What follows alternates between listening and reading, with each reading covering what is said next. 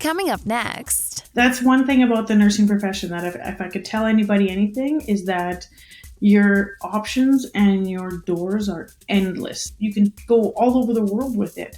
And now it's standardized for the most part. So like before we used to have to write a separate exam in the States, and now we don't. It's so flexible, whether you want to be a part-time, a full-time, just a casual, whenever you can. Like there's every option under the sun with this job.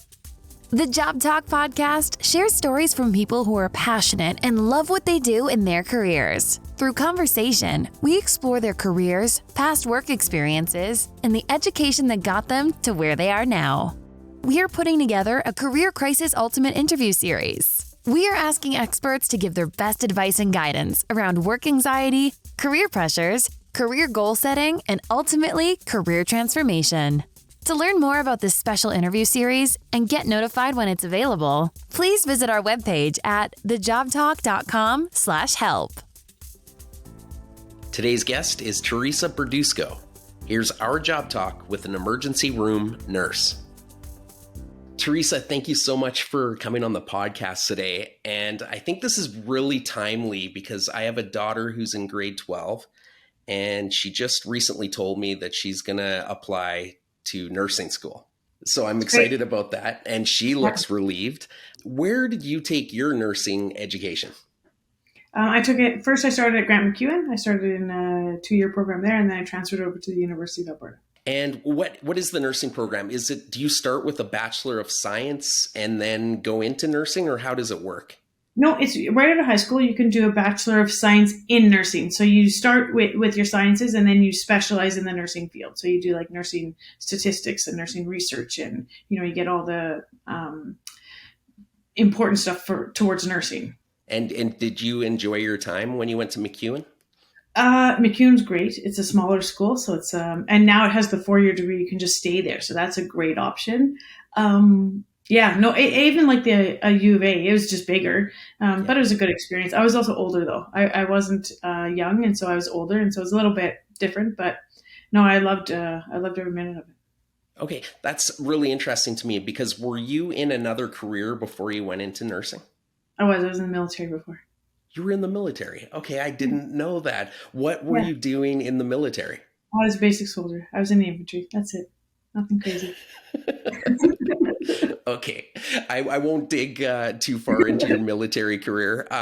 So you decided to go into nursing. And when you're going through nursing, what are the specific courses that you're taking when you're going through that? When you start out, you take your pathophysiology and pharmacology and all the human anatomy and all the things that you need to learn the basics of the human body, the foundation. And then you start specializing and going into like practical courses and practical training, basically. So you do your, how do I say this? You do your theory part first, and then you do your lab part. So you go into the lab and you practice on your partners or on mannequins or whatever, and then you put it to test. So right in your very first year, you end up in a practicum at long-term care and learning how to work in a long-term care facility.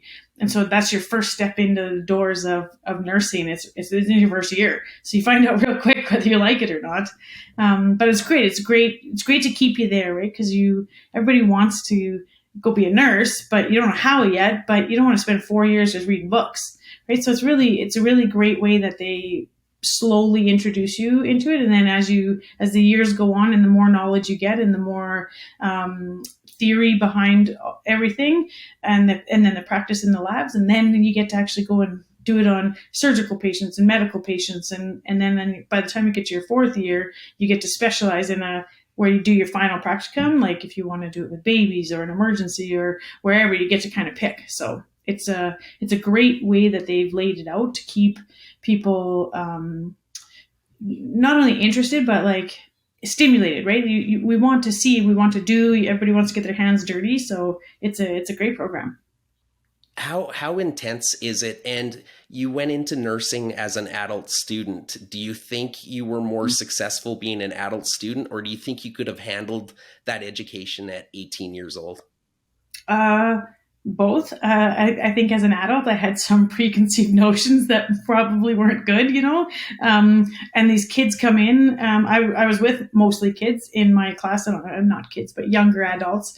And they just do, and they're used to the studying already. They're used to the pace and all those kind of things. And so it's not, it's a hard program, but it's not hard to come out of school to go straight to it. I think at any age you could be successful at it. Sorry, what was the first question? I was just thinking if you're more successful being a student as an adult and no, I don't think so. I think any age you could be successful at it. You just, it's a grind. It is hard. It's one of the, I think I remember a statistic saying that we have the most exams out of any normal 4-year degree program, because you are just getting tested on everything all the time. And I mean, the human body is a very amazing thing, and so there's lots of stuff to learn, and it's from 0 to 500 in 4 years, right? Like you go from knowing nothing, because there's no prereqs, right? It's not like medicine, you do a degree first, or most things you start in a smaller degree and then you work your way up to it. And this is just you learn everything in your 4 years. When you're going through studying to become a nurse, the majority of people, are they just focused on their studies, or are you able to have a part-time job while you're going through it as well? If you got good study habits and you have good time management, I think you could do a part-time job. It's harder when you start doing your practicums, because your practicum is a full-time job, because you follow nurses' rotations. So you do Monday to Friday day shifts or Monday to Friday evening shifts, 3 to 11. And the time before those shifts or after the day shift is spent researching for your next day, right? Because you got to figure out what you're supposed to do. And, if you've made a mistake, you got to learn stuff. And so it might be during the practical part of it might be a little bit difficult, but I wouldn't say it's impossible. No. Yeah. So you graduate, you said it's a 4-year program. What was your first experience like when you left university? I went straight into emergency. Right into the emergency room. I went straight into the emergency room, and it was fantastic. Yeah, I mean, I think people who go into emergency nursing are a little bit. They need the stimulation. They like the hectic part of it, and that's exactly what it is. You get what you wish for. It's never the same thing every day, and even if it is the same thing, it's a different person, so it presents differently or whatever. So it's very fast-paced and quick learning on your feet, and it's just you just got to roll with it. But it's definitely a fun place to work. Well, I was going to ask you your day-to-day, and you just mentioned that it does change quite often. Can you talk about some of the things that you're doing on a shift? Sure. For the most part, there's always, people always think of it like a TV show, like Grey's Anatomy or, the ER, those shows and stuff like that. And those might be at once in a while. But for the most part, you see sick people every day. And so people come in, and the hard part is it's their worst part of their day. They're at their worst for whatever reason, whether it's them sick or their family sick. And for me, it's a job. And so you have to feel that empathy towards people, because you're not in their shoes, right? I do this every day, and you become, I don't want to say used to it, but you just become, able to just roll with it. And you deal with people at the worst points in their life sometimes. And so that gets a little bit hard. But people are usually very grateful, right? And so it's very rewarding that you do get to help someone that's having a horrible day or, super sick, and you get to, have an impact on their life. Yeah. And it's the emergency room. So you're dealing everything with car accidents, gunshot wounds. Yeah. Gunshots, stabbings, overdoses, just generally sick people. They have the flu. They have, they've got other illnesses, comorbidities that, they're diabetic and they have something wrong with that, or, they have an infection somewhere, or they've fallen off a ladder and broken their leg. Like, there's from one extreme to the next. There's a little baby, some lady come in pregnant, she has a baby, and, it just, you never know what you're going to get. It just walks through the door, or the ambulance brings it through the door, and you just got to go with what shows up. And so, yeah, so you're on your toes all day. Do you think your time in the military prepared you to handle stress? I think so. Yeah. I think so. Yes, I think so. Yeah. I mean, not all emergency nurses have been in the military though. And so I just think it's the type of person you need to be able to handle fast, unknown, unpredictable. And I think the reason why a lot of nurses have the longevity of their career is because they're able to handle the stress, like we don't, I mean, yeah, there's burnout and all those kind of things, but for the most part, nurses that have 20, 30, 35, 40-year careers, is they've learned to somehow how to just deal with it, whether it's, working out or their family or baking, whatever, everyone has a coping mechanism. And so nurses usually figure it out fairly easy on how not to bring it home. I don't bring it home. I leave the doors at 7:00. And I don't bring it home. I can't. Because if I did, I don't think I'd be a nurse for this long. Is it fair to say that you're a team? So you have various different occupations working together for the best possible outcome. Can you talk about the environment that you're working in? For sure. We have everything from, the highest up on my list in my department is my physician. He's the one making all the calls and all the judgments and, those kind of things. And then there's nurses, and there's a wide variety of nurses. There's nurses with 20 years experience right down to the nurse who became a nurse yesterday, and so they might not do some of the stuff, but they're in there, they're learning, they're watching, they're trying to, figure out what's happening. And then we have clerks, we have service aides, I have x-ray, I have MRI, like there's a whole gamut of people who are trying to save your life or make it better. For whatever reason you're there, they're trying to do everything they can to make whatever the problem is better or go away. Are you constantly moving when you're on a shift, or you never have a moment where you're just like, I wouldn't say never. I mean, we have coffee, we go to the washroom, but there are days when you don't. There are days, like for the most part, we're like anybody else. We have to eat, we have to have a drink and, those kind of things. And we do get those, but some days we don't. Some days I've gone from 7 a.m. to 7 p.m. I can't remember going pee, and I didn't have anything to eat that day. You just don't. It's just crazy. And it's not always like that, but when they are, it's a good day. My good day is your bad day. Yeah. So I have billet sons that live with me, and they are constantly like, when I talk about it, I like get all excited, and I'm like, oh my God, I got to see this today. And they're like, oh, that's awful. And I'm like, no. That's like my bread and butter. Like that's the fun part. And I'm like, yeah, for them it was awful, but for me it was great. Yeah. So we're just different. We just came through a global pandemic. Thank you so much for doing what you do, because you were absolutely on the front lines. How was your experience throughout the pandemic? In the beginning, it was actually fabulous. Even though when it first hit, we thought it was like Ebola, right? We had no idea what this was going to be like. If we were going to expose to it, we were going to drop dead. Like it was so scary because it was so unfamiliar. We'd never been through any sort of pandemic in our world, right? In North America, we've never dealt with anything like this in my lifetime. And so people were fantastic. They were out and cheering on the streets and banging pots and dropping off food. And, it was great. And then people got really tired of it. And that's when it changed for us. We still had to go to work every day. And I'm not even talking anything to do with COVID. I'm just talking about regular, everyday sick people. I still had to take care of them. But for some reason, everybody hated us now.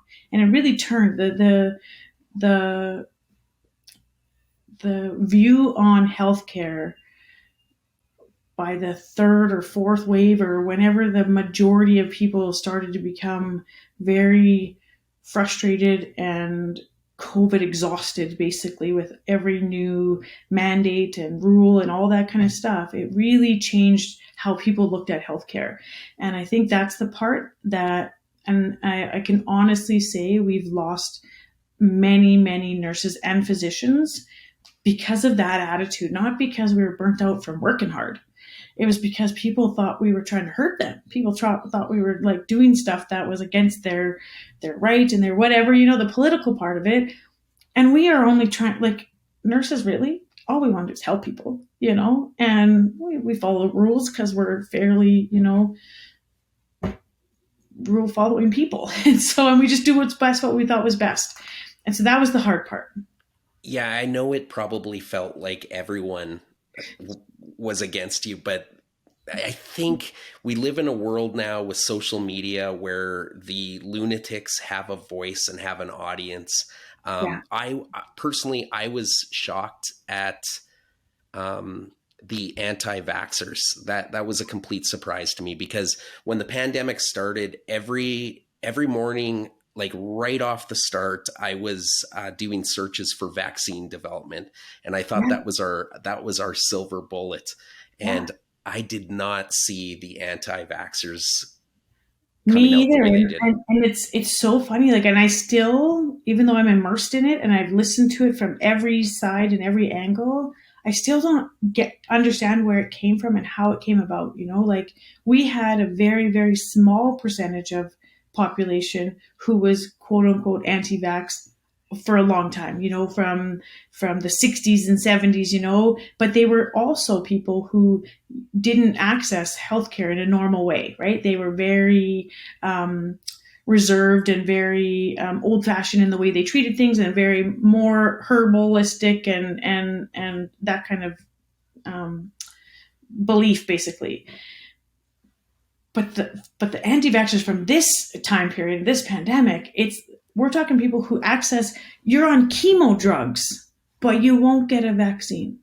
So you want me to cure your cancer or fix your broken leg or, those kind of things, but you won't take the vaccine. Like, and for people to say that we're purposely, the part that I think hurts the most and that affected healthcare workers in the worst way is that the people believing that we were actually trying to hurt people, like knowingly. Like, I'm not saying I've never made a mistake. Clearly I have in my life, and I've maybe, made some mistakes in my nursing, and I know doctors, everybody makes mistakes, but not purposely. And there's no way in a million years I would ever recommend to anybody to tell somebody to do something if I knew it was going to hurt them. So that's the part that was the worst. For sure. Okay. Enough with the pandemic. No more pandemic. You have an amazing career. And through talking to you before we actually started doing the interview, I do know that you have volunteered around the world. And I think it's something important that we should talk about, because you're using what you do professionally to go around and actually make a difference in the world that we live in. Can you talk about some of the places that you've traveled to and what you were doing? Yeah, for sure. So I'm so fortunate. Not only do I have the medical training to do it, but I have like the ability. I have a husband who supports me, and I have the ability to go and stuff. And so my job lets me go. So it's great. And my first one was actually in Japan after the earthquake and the tsunami in Japan. I volunteered for this company called CMAT. It's a Canadian Medical Assistance Team. And it's this NGO that when a disaster happens, they just put out a call, and they literally, everybody on their mailing list gets an email and says, hey, who's available to go? And so you just volunteer. And my very first time was going to Japan, and it's funny. My husband is a physician, and so he's obviously smarter and a lot more educated than I am. However, the one time that I was quote unquote more qualified than him was because I had this course from when I was in the military called CBRNE. It's like chemical, biological, radiological, and nuclear training. And so I was able to go to Japan because I had this course that I took many years ago. And so that was my first taste of it. And it was great. Like, you go over and you help as much as you can. And we set up, we did these roving clinics, and Japan was very well prepared. They actually probably did not need a lot of help because they're a first world country with many resources, but we were there. And so we helped where we could. So that was my first taste. And then, I went to Haiti and the Philippines and Nepal. And my last one was the Ukraine. And so my husband actually was the first person. He literally texted me and said, did you see your email? And I was like, no, not yet. And I opened it up, and his question was, when are you leaving? Like he knew I was going to go. He just knew. And I just took a team over there, and I ended up being the team lead when I got there, and we set up a clinic and got it up and roving. And we spent, I think, about 6 months there. I was only there for just over 3 weeks, but we just change out. We change out often because it does get hard. You're away from your family and your job and stuff like that. So they're usually 2 to 3 week deployments. And yeah, you go and you help someone, you help a different country, different population, different people, in a different walk of life, but they're all still human, right? We're all still human. We're all still have the same basic needs. We have basic food and water and healthcare. And yeah, so people think you have to be special to do it, but you don't. You just got to go, right? And I'm just lucky. I have the ability to go. So I have the medical training and I have the ability to go. So I think everybody would. I think almost everybody in the world would do it if they could. Right. So, yeah. Well, you have the military training as well. Were you literally in Ukraine or were you nearby? No, we were right. We were in Ukraine. We made runs into Kyiv to get some supplies. We dropped off some medical supplies into some hospitals there. We were right on so we transported ourselves back across the Polish border every night, because the couple times we stayed in the Ukraine, the air sirens and the air alert, like incoming air missile bomb, whatever you want to call it, alerts would go off, and you'd go to a bomb shelter, and then you don't get any sleep, any rest, right? So you never know. And so it was much safer and productive for us to go into the Ukraine, work there for the whole day, and then come out at night. And so then a night shift would take over. So we would switch off, and a night shift would go in and run our clinic. And we were right on this border crossing. The interesting thing about the Ukraine was that airspace was closed. So all these people were leaving the Ukraine, but they all had to leave by foot or like in car. And so they all crossed a land border. And so there were clinics and stuff set up everywhere. We ended up being on one with the Ukrainian-Polish border, and like hundreds and hundreds of people every day are walking right past our clinic. And so we could do one of two things. They would come and talk to us and be like, oh my God, I feel this, X, Y, Z. And we'd be like, oh, well, your blood pressure's through the roof, or you're diabetic and your sugar, whatever. We would do what we could. And the other part is, because we were able to sit there and watch them walk through, we could actually look. And most of us are fairly experienced, we've got years and years under our belt, and you can look at someone and go, ooh, they don't look good. And you go and actually grab them, like, hey, come with me for a minute. Let me check on you. Let me just look at you. And it was much different than any of the other disasters I've been to, because the other disasters were a natural disaster that had resolved. And this one kept going.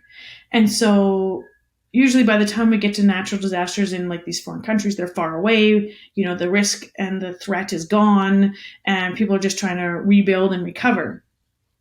Here, they were still fleeing, and they didn't care. They didn't care that they're sick. They don't care that their sugars are high or their blood pressure's through the roof. They just want to get across that border. So, you try and do things as fast as you can, and you're trying to convince them to stay for 20 minutes. Let me do this. And so it was very rewarding for sure. And very, it was hard to be there. It's hard to watch. So the men are conscripted. So 18 to 60, they have to stay. And I don't know how many times I watched a car pull up to that border, and the husband get out and take his kid and his wife and basically shoo them across the border and then drive back home. And I can't imagine what that would feel like. Did you rely more on your nursing training or your military training when you went over to Ukraine to volunteer? Definitely military. It was more of a continually watching what's happening, what's going around, where are we safe? And that's my job as the team lead over there, is to ensure that for my team, like, where am I putting us? How are we getting out if something goes wrong? Those are the things that I think of, it was like, where's our vehicle? How are we getting across the border? Where are we going to go? If something bad happens, who's going to take care of them? We always had a doc, a medic, and a nurse team together, because they all bring a different skill set. And so, I want one of each. We could have put 2 docs together on one shift and 2 medics on another, but that's not really a good complement. And so it's really, you're thinking of your surroundings and what could go wrong. The nursing comes naturally, right? That just you do it for 25 years and you're good at it, and it just is normal, and it's every day. And so it was more of the, what happens if something goes wrong? How do I keep my team safe, number one, and how do we get out of here? And so we had a bomb shelter right beside, like, because it's Eastern Bloc Europe, right? They have lived through this, through world wars and stuff like that. So a lot of these buildings had actual bomb shelters. Like, I don't have a bomb shelter in Edmonton, I don't think, maybe at the base, but like, not down the road from my house. But here, like, every other big building had a bomb shelter in it. And so whenever we had our air raid sirens go off, we would just run. And that's what you do. And so, but no, I think military training kicked in a little bit more so than the nursing there. Is that the only war zone that you've been to? Have all the other has that been natural disasters? Yeah. And how is your security ensured on a trip into a war zone in Ukraine? Do you have the support of the military going with you? Is it a convoy? No, we just go. Wow. Okay. That is amazing. Thank you for doing that. Your profession is allowing you to actually make a difference in this world. Yeah, it is. That's one thing about the nursing profession that if I could tell anybody anything, is that your options and your doors are endless. Like, you can go from infants to 1 day old to geriatrics to 100 days old, and you never have to see anything in between. If you don't, you just have to get through school. You have to do your 4 years of schooling. You have to do med surg. You have to do, certain things. However, once you're done and you find that niche where your passion and your love is, you could deal with babies for the rest of your life and never have to look at an adult again, or vice versa. And you could do it here. You could do it in the States. You could do it in England. You can do it in Australia. You can go all over the world with it. And now it's standardized for the most part. So, like, before we used to have to write a separate exam in the States, and now we don't. And so your options are, endless. You can work on a cruise ship. You could never set foot on land again. You, like, anything you could think of, almost, where you want to work in a different, like, not just country, but even environment, whether it's like a school or a hospital or a daycare or home, everywhere. There's so many options, and so it's so flexible, whether you want to be a part-time, a full-time, just a casual, whenever you can. Like, there's every option under the sun with this job. And I think, and I alluded to it earlier, that my grade 12 daughter has decided to apply to nursing school, and her end goal is to become a doctor. And from what you're saying, I'm thinking that it's a great way to introduce yourself to a career in medicine, and then just decide where you want to go from there. For sure. It'll definitely tell you whether you like it or not, right? Before you make that commitment, right? Because literally in year one, you're in some long-term care facility taking care of some elderly patients, and you're going to find out real quick whether this is what you want to do. Yeah. Before you make a 4-year investment. So it is good that way.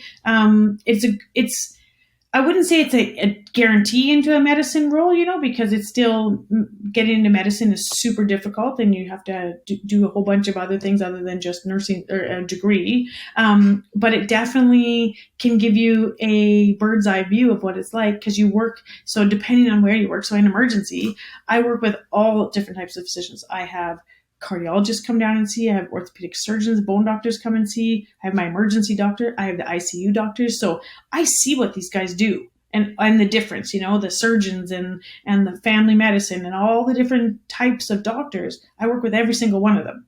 And so, yeah, it's a great place to make those decisions, whether you want to actually, make that commitment or, I would say now, I was older. I was in my 30s, so that's different. Well, maybe late 20s, but I found that lots of people say they want to go to nursing, and then they want to be a doctor, but then they find that nursing's enough. It's not. People used to always say, "Oh, I'm just a nurse." I'm not just a nurse. I am a nurse, and I do a lot, and I take care of people and do different than the physician does. but it's definitely a team approach, and I think being a nurse is just as rewarding as being a physician. And I agree with you completely. And I hope you didn't. No, not at all. Yeah. No. But I know that people think that all the time. I have 4 of my friends who were nurses who then went on to be physicians, and I was like, oh, that's a grind. Like that's great.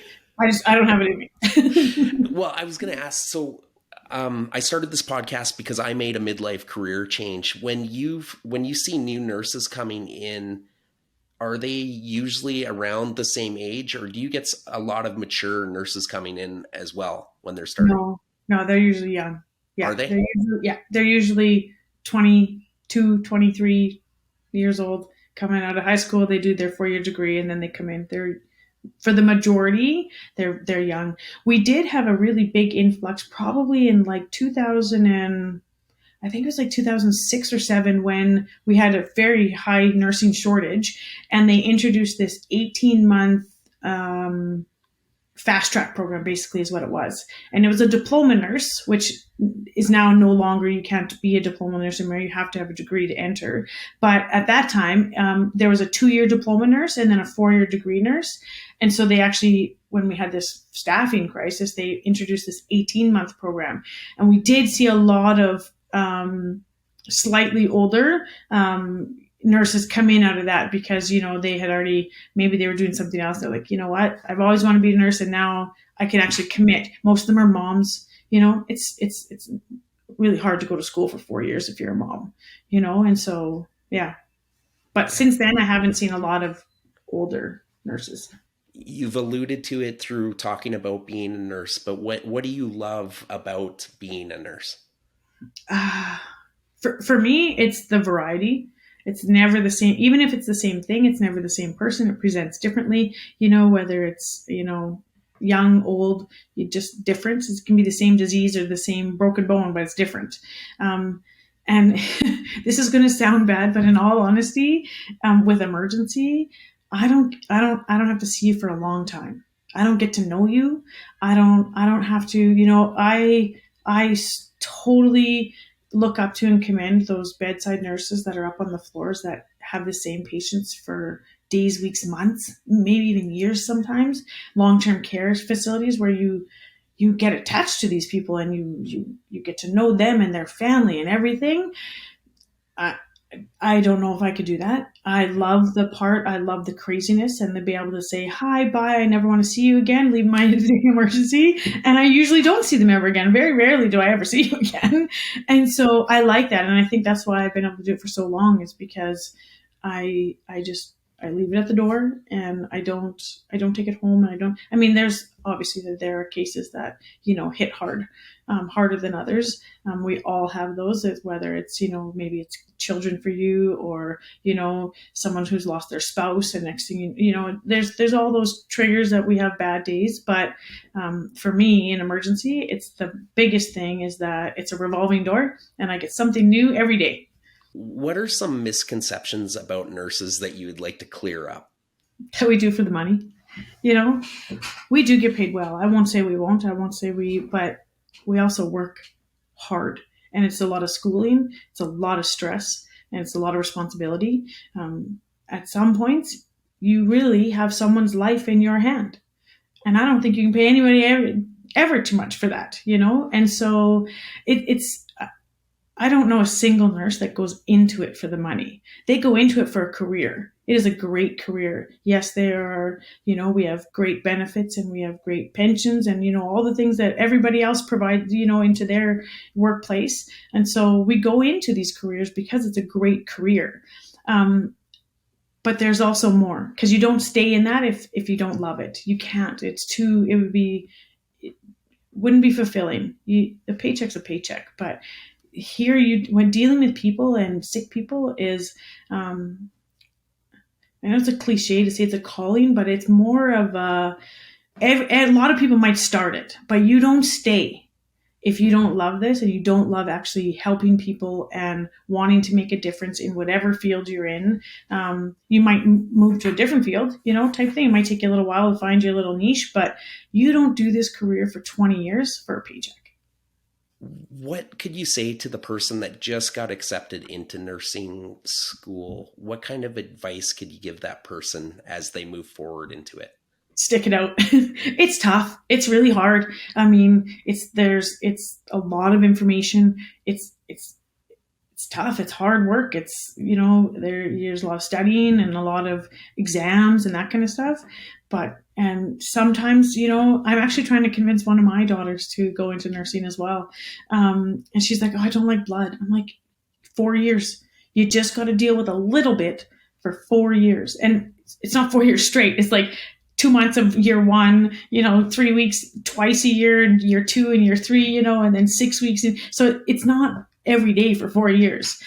But once you get through that 4 years, you could do anything with it. And it's so portable and so rewarding, and wherever you decide to go, that I would say, just, if this is what you want to do, stick with it, find a buddy, and, commiserate in your misery of 4 years, and then but keep going, because it's definitely worth it in the end.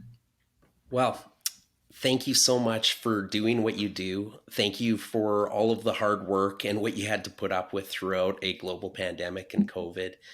And probably most importantly, thank you for volunteering your time around the world to help people.